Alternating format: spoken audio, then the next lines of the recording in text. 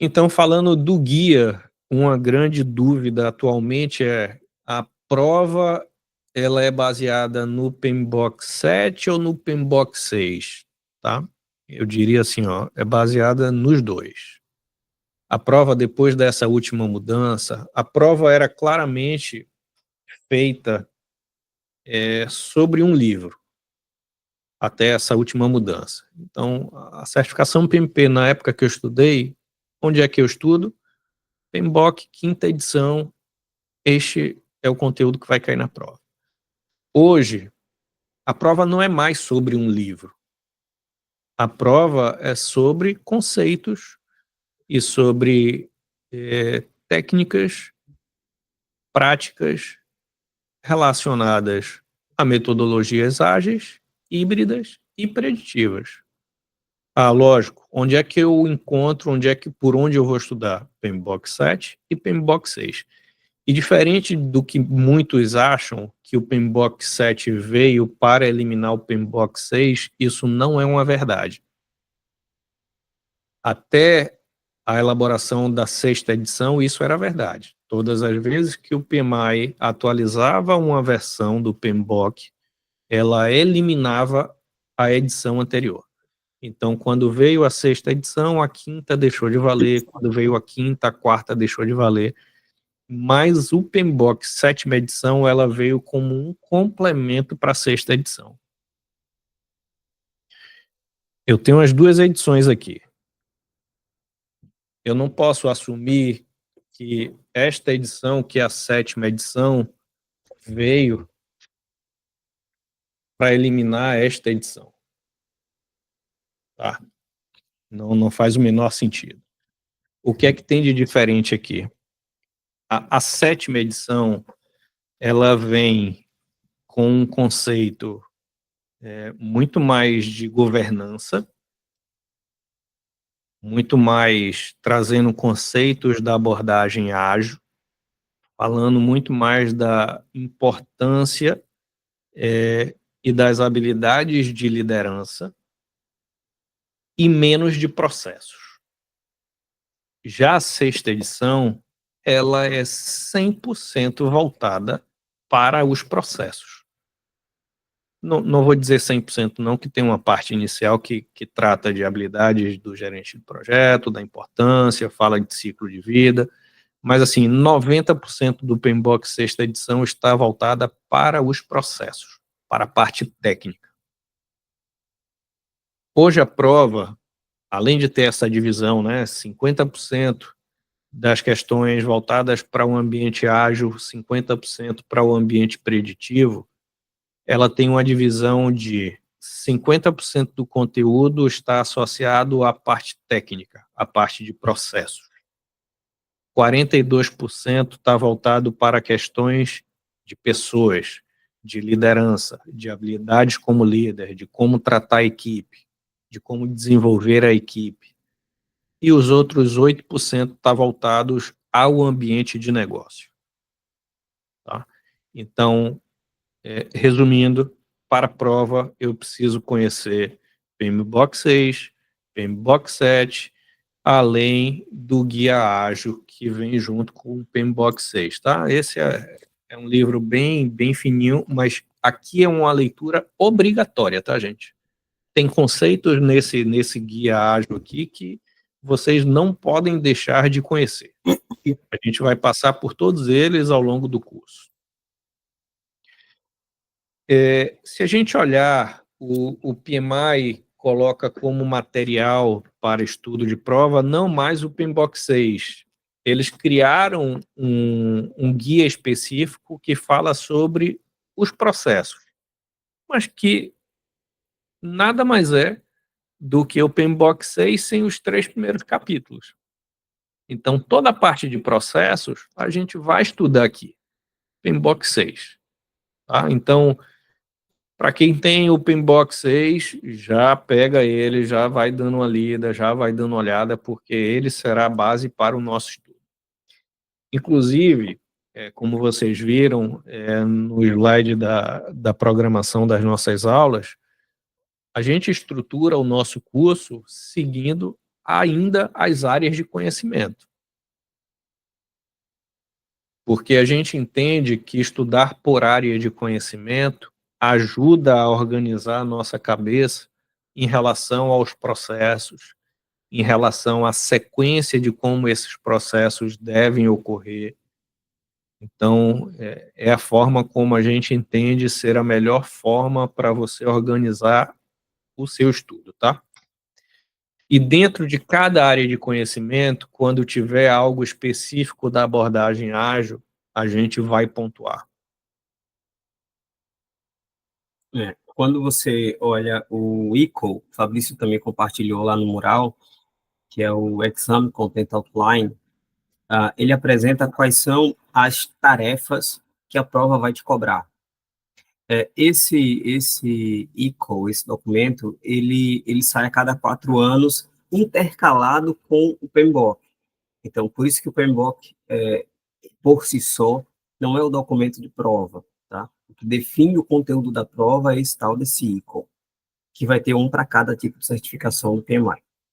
Então, esse último, que é o que está valendo, ele enumera as atividades que serão necessárias, separando por 3 domínios, que foi o que o Fabrício comentou: domínio de processo, domínio de pessoas e o domínio de ambiente de negócio, 150, 42 e 8% da prova.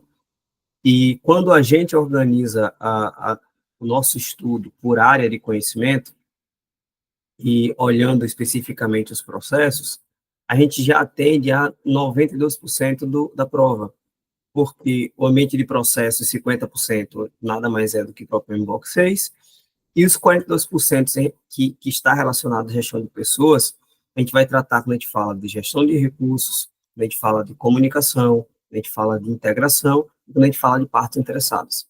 Então, mesmo direcionando o estudo para as áreas de conhecimento e os seus processos, em cada uma delas a gente vai especificar o que é requerido no domínio de pessoas, principalmente no trato de habilidades e relações interpessoais do gerente de projetos, tá?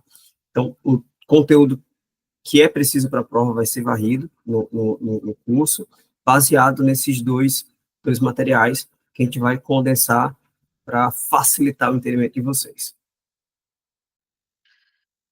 Pronto, e aí pegando o gancho, já que a gente está falando de filiação, com a filiação a gente tem uma série de benefícios. Eu acho que nesse momento, para vocês, o que tem maior valor, além do desconto no valor da prova, é o que? É você ter acesso a todo o material de estudo sem nenhum custo adicional. Se a gente for pesquisar hoje o custo do PMBOK, pelo menos a última vez que eu pesquisei, o PMBOK 6 estava com valor de R$ 630, o PMBOK 7 eu comprei com quase R$ 700, então são materiais com um custo elevado, tá? Então, só em ter direito a ter acesso a esse material já paga o valor da filiação, tá, gente?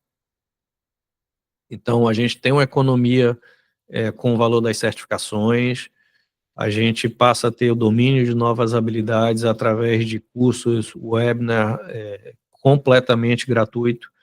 Aí, lógico, o grande volume desses treinamentos, desses eventos, a linguagem oficial é o inglês, apesar de ter muitos treinamentos hoje em português. Tem acesso aí a mais de 1.000 ferramentas e modelos gratuitos, templates de documentos, como vocês aplicam. Então, tem um material vasto no site para quem se torna membro, tá? Além de poder participar de comunidades, fazer conexões, hoje meio que eles criaram uma rede social dentro do próprio site do PMI, onde você adiciona pessoas, onde você se conecta com outras pessoas, tem acesso a publicações do setor, recompensas e descontos exclusivos nos eventos, congressos aqui no Brasil, vai ter um evento, um treinamento do PMI São Paulo, PMI Minas, PMI Recife, todos eles concedem descontos de 20%, 30% para quem é afiliado ao PMI, além de ter aí economia de até 20% nas compras na própria loja do PMI, tá? Aqui eu só fiz questão de colocar um print aí da tela do site do PMI. Para acessar e se filiar, o site é pmi.org, tá? Aqui eu coloquei uma tela do meu dashboard com relação à minha renovação. Meu ciclo se encerra agora em junho de 25, então eu, neste momento, estou me preparando para fazer a renovação da certificação.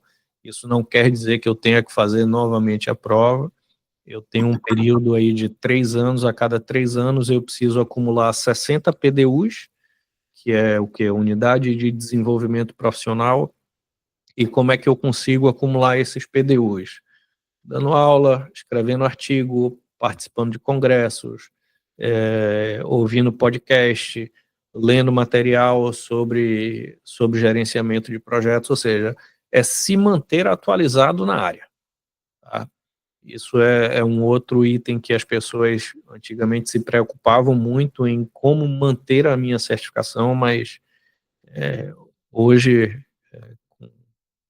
com a quantidade de eventos, treinamentos online, é bem simples de você acumular esses 60 PDUs. Quando eu tirei o print faltavam 10, mas hoje eu já estou elegível, agora falta só a parte financeira, pagar uma taxa como estudante de cento e poucos reais, e aí eu faço a renovação por um período de mais 3 anos, tá? Então, minha próxima renovação depois, agora de 25, passa a ser junho de 28, então eu consigo manter a minha certificação ativa por mais 3 anos, tá? A gente vai falar um pouquinho mais disso mais à frente.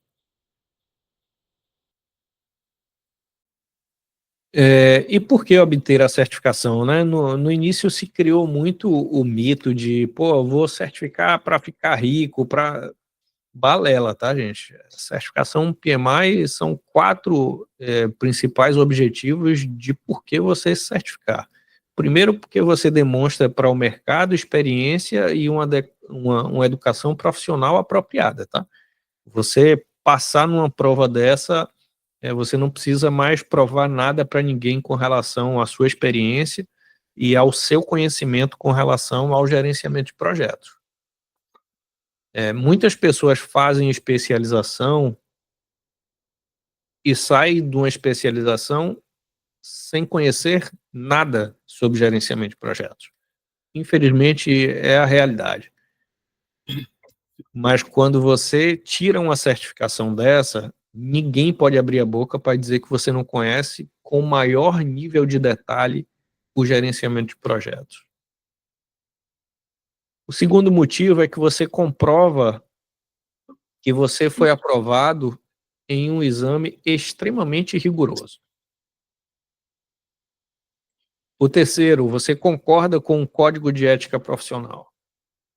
Se você deixar de cumprir qualquer um dos valores descritos na certificação, no PMI, você de alguma forma está descumprindo o que está estabelecido nesse código de conduta e você pode perder a sua certificação, perder a sua filiação, tá? E quarto e último, muito do que eu falei há pouco, quando você tira uma certificação dessa, você se compromete em se manter atualizado continuamente. A questão de você ter que renovar sua certificação a cada 3 anos, acumulando 60 PDUs, obrigatoriamente te obriga a se manter atualizado na questão do gerenciamento de projeto, né? Participando de eventos, escrevendo artigos, montando aula, dando palestras. Então, isso, querendo ou não, faz com que você se mantenha atualizado o tempo inteiro, tá? Então, esses são os 4 objetivos principais para quem está buscando a certificação. Lógico, ter um salário 56% acima dos profissionais que não são certificados é uma consequência, tá?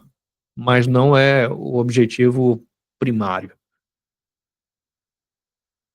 E com relação às certificações, a gente já falou um pouco, né, na hora que a gente mostrou os grandes números, mas as principais certificações que o PMI promove, aí eu destaquei o que é o objetivo nosso aqui, que é a certificação PMPI e a certificação CAPM, ambas tratam do mesmo assunto, do mesmo conteúdo, a única diferença é que a CAPM é para assistentes, é uma certificação para pessoas que ainda não conseguem comprovar pelo menos 36 meses de experiência, e é uma prova mais simples, é uma prova conceitual, o que é isso, o que é aquilo, qual é o processo, qual é a técnica, qual é a ferramenta, diferente da prova PMP, que é uma prova situacional, onde os enunciados são mais longos, onde você precisa realmente ter experiência para escolher a melhor opção como resposta, tá?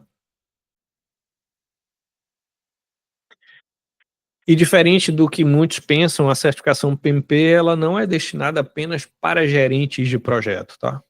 Ela é destinada para pessoas que trabalham com gerenciamento de projetos, exercendo atividades de liderança ou direcionamento de tarefas, direcionamento de atividades, tá? E o objetivo é o quê? Mostrar que o candidato possui conhecimento nos processos, terminologias de gerenciamento de projetos, bem como possui experiência prática, tá? Então aqui são os dois requisitos básicos para a gente se tornar elegível para fazer a certificação PMP. Para quem tem nível médio e ainda não tem um nível superior, é necessário comprovar pelo menos 60 meses de experiência acumulada em gerenciamento de projetos, além de ter uma educação formal de 35 horas. Para quem já é formado, para quem tem um nível superior completo, a gente precisa comprovar o quê? 36 meses de experiência. No mínimo 3 anos de experiência, além de 35 horas de formação, de educação formal, que esse curso aqui já atende esse segundo critério, tá? O nosso curso tem 72 horas, com o certificado a gente já elimina esse critério aí. Agora, as 36 horas, como é que acontece essas 36 horas? Se a gente tem experiência, se a gente tem vivência em projetos que ocorreram em paralelo, isso não vai contar, tá? Isso não vai ser somado. Por exemplo, os projetos 4 e 5 ocorreram de forma paralela, então só vai contar o tempo de experiência em um desses dois. Como o projeto 1 também ocorreu em paralelo, a gente vai ter que escolher qual dos 3 projetos a gente vai cadastrar no nosso formulário de elegibilidade. Se eu tivesse esse cenário aí, eu cadastraria apenas projeto 1 e o projeto 2, que ele vai de março do primeiro trimestre de 20 até fevereiro do primeiro trimestre de 21. Esse é o tempo que vai valer para a elegibilidade, tá? Então, a sobreposição, ela não contabiliza meses de experiência para acumular os 36 meses, tá? É só uma observação que a gente tem que estar atento.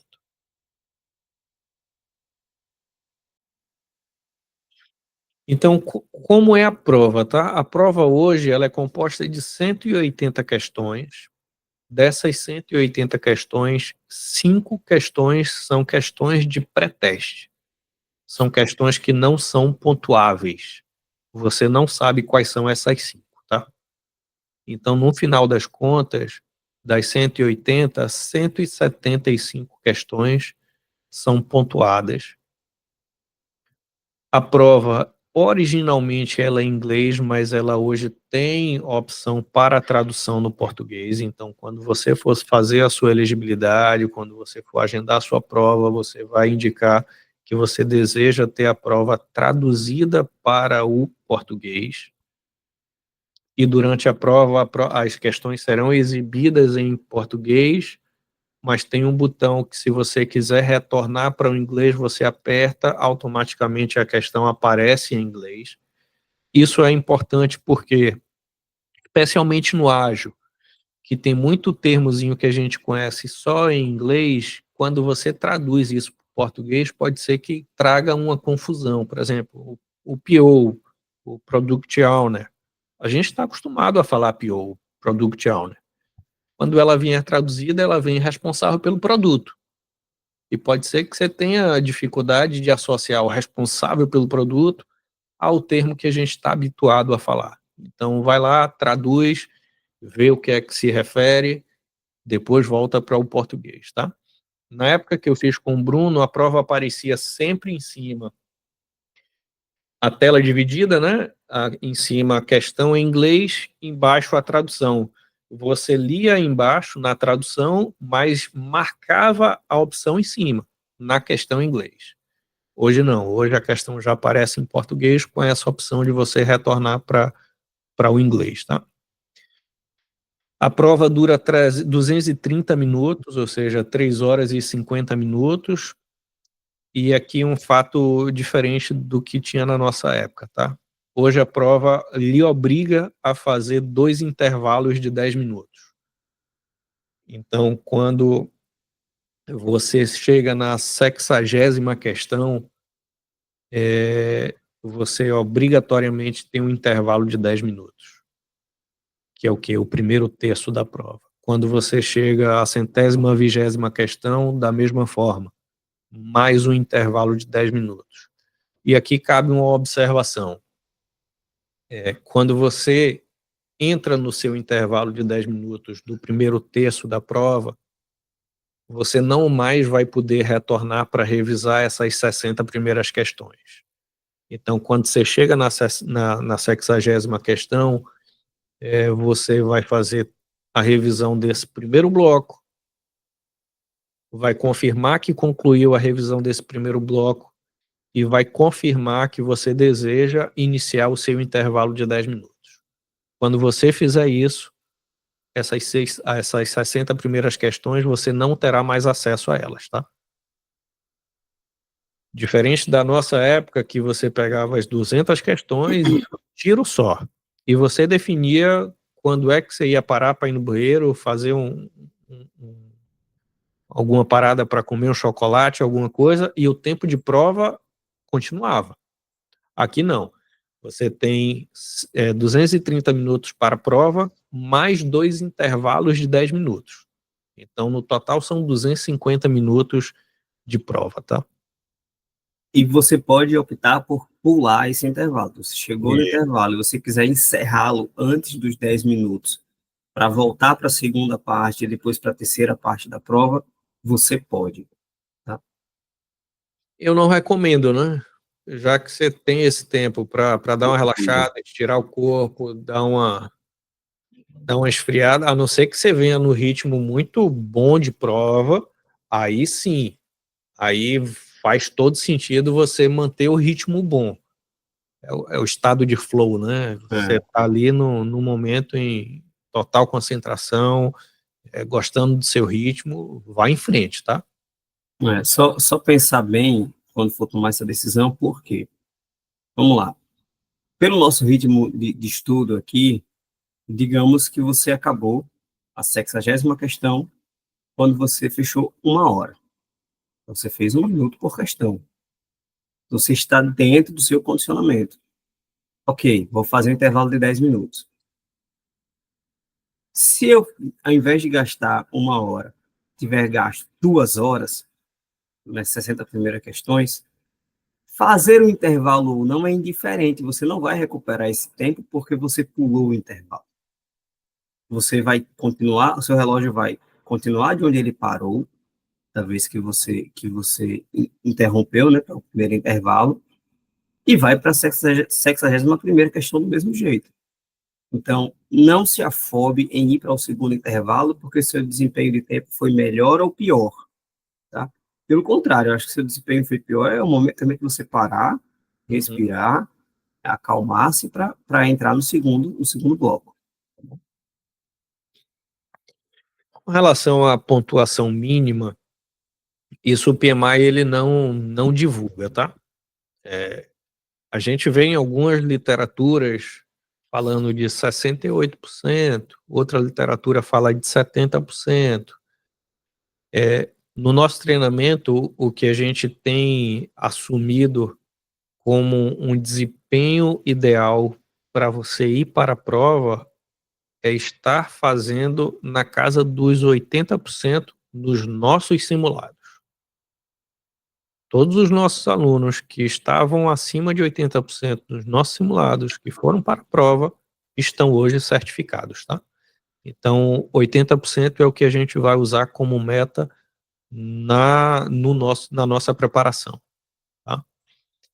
E uma novidade aí, depois da pandemia, né, hoje você consegue fazer a prova de casa, online. Não necessariamente em casa, mas um coworking. A gente já teve aluno que alugou um espaço para fazer a prova. Então, aquilo que era, pelo menos para quem estava fora dos grandes centros, que precisava se deslocar um dia antes, ficar em hotel, em pousada para fazer a prova, isso já não é mais preciso, tá? Hoje você consegue fazer a prova online, é uma prova online supervisionada, você faz a prova o tempo inteiro sendo supervisionado por uma pessoa.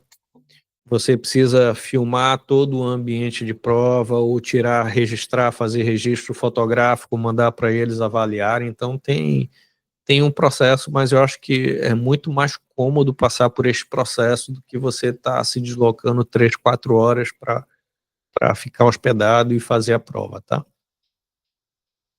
Tem alunos que comentam que durante a prova foi fazer a leitura em voz alta, né? Referiu, e aí foi chamada a atenção, como se estivesse lendo para alguém, mantenha-se em silêncio. Então, eles vão chamando a atenção à medida que você possa estar demonstrando desconforto com a prova, ou que está pescando, né? Entre aspas. Se é que tem como você pescar numa questão situacional, mas eles chamam sua atenção, e se por acaso algo fugir realmente do controle, é provocar. E com relação ao custo da prova, aí a gente vê a diferença entre o custo da prova para membros e não membros, né? Então, a prova para quem é membro do PMI tem um valor de R$ 1.682 e para não membros, R$ 2.880. Então, é uma diferença aí de R$ 1.200. E quanto é que custa para fazer a afiliação? A afiliação para não estudantes é 556 anual, um valor anual, e para quem é estudante, R$ 145, tá? Então, vale super a pena você pagar 556, mesmo não sendo estudante, para ter um benefício de R$ 1.200, tá? Então, só falando um pouco da prova, né, mas a gente já falou, são questões 100% situacionais, e nessa mudança de 21, a gente também teve algumas mudanças com relação ao formato de questões, né? Quando eu fiz, o único formato era múltipla escolha com 4 opções A, B, C e D. Hoje é uma prova que já mantém, né, múltiplas escolhas. Hoje a gente tem questões que são múltiplas respostas, mais de uma resposta correta, mas ele sempre indica, né, no enunciado, selecione as 2 opções corretas ou selecione as 3 respostas corretas. A gente tem questões do tipo correspondência, então eu tenho coluna A, coluna B para vocês fazerem associação entre uma coluna e outra. Tem as questões do tipo área quente, aí normalmente são questões de análise de gráficos, para você analisar um determinado gráfico e clicar numa determinada área referente ao enunciado, né? Pô, mostra uma curva S e pergunta qual é o período do projeto que você tem mais esforço ou mais desembolso de custo, então você tem que ir lá no gráfico e apontar qual é essa área. E por fim a gente tem as questões do tipo de preenchimento de lacuna, né? Você tem lá no enunciado algumas áreas em branco e nas alternativas você preenche essas lacunas, tá? E aqui, como a gente falou, né, a prova hoje está dividida em 3 domínios: o domínio pessoas, processos e ambiente corporativo ou ambiente de negócios, onde 42% das questões estão associadas ao domínio 1, pessoas, dão aproximadamente 77 questões, 50% das questões associadas ao domínio 2, 90 questões, e 8% relacionado ao ambiente corporativo, né, 14 questões. Então eu diria que PMBOK 6 é responsável por esse segundo domínio, né? Quando a gente fala dos processos. E aí, o domínio 1 e 2, a gente tem um volume de conteúdo no PMBOK 7, mas ainda tem sim esse conteúdo no PMBOK 6, tá?